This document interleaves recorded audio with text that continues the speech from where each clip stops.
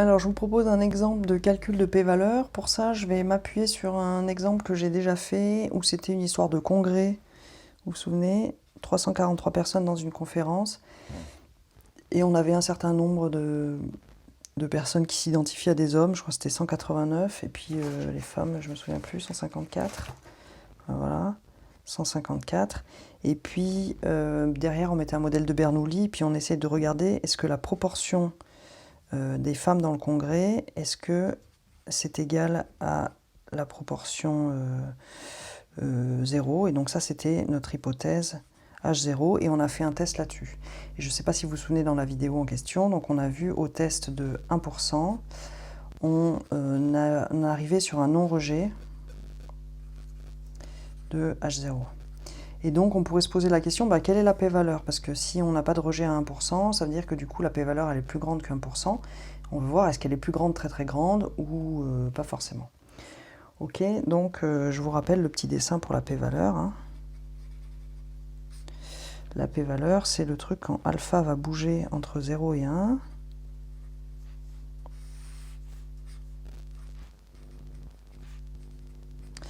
Alors, qu'est-ce qui se passe? Donc, quand alpha est petit, on est en non-rejet.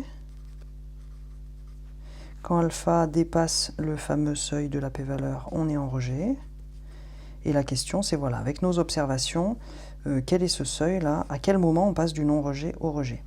Donc pour ça, on va revenir sur ce que j'avais fait dans la vidéo précédente.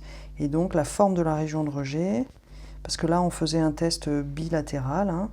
Donc l'hypothèse alternative, c'était que P est différent de P0. La forme de la région de rejet, c'était que la stade de test était plus grand que 2, que Z, pardon. Et donc, on va se questionner sur quel est le alpha qui permet de passer de non-rejet à rejet. Donc, on va regarder quand est-ce que Tops est égal à Z alpha, et on va trouver le alpha étoile qui est tel que le seuil vaut ça. Donc, comment est-ce qu'on fait ça? On regardait notre T. Donc, T valait... La stade de test ici, c'était... Alors, attendez que je la retrouve. J'avais trouvé moins 1,90. Donc, je vais regarder. Je vous rappelle, la proba qu'on soit dans la région de rejet. Donc, que... la proba qu'on soit dans la région de rejet, donc c'est la proba qu'une loi normale 0,1 soit plus grand que ce truc-là qui est 1,90, qu'on sorte du seuil, quand ce truc-là est égal à 1 moins alpha, non, est égal à alpha, pardon, je fais un peu n'importe quoi, excusez-moi, on va refaire un dessin. Hop. Donc voilà, on avait une région de rejet qui a cette tête-là. Donc là, on avait alpha sur 2 des deux côtés. Et donc, nous, on a trouvé moins 1,90. Et on se questionne, quel est le alpha qui nous permet d'avoir moins 1,90? À quel moment on est pile là-dessus?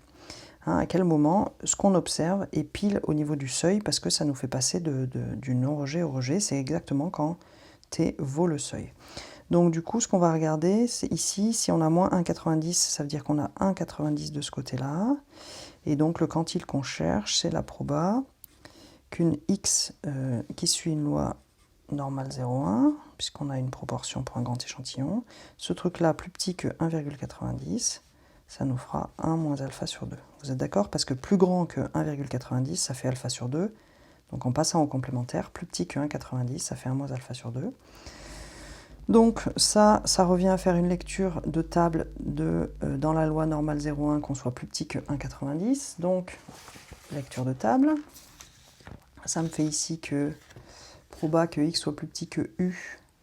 Hop, que u égale 1,90. Donc je vais prendre u 1,9 ici et 90 ici. Et ça nous dit 0,9713.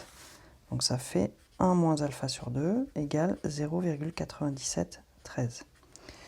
Donc du coup, ça me dit que alpha sur 2 est égal à 1 moins 0,9713. Ça, je peux faire le calcul si je veux, mais ça fait que alpha égale 2 fois 1 moins 0,9713. Et ça, je trouve à peu près 0,0574. Donc ici, la p-valeur alpha étoile est égale environ à 5,7%. Ok, ça va, vous avez suivi comment on a fait. Donc on a regardé en fait quand est-ce que l'observation que je trouve, 1,90, quand est-ce que ça tombe pile sur le seuil de la région de rejet.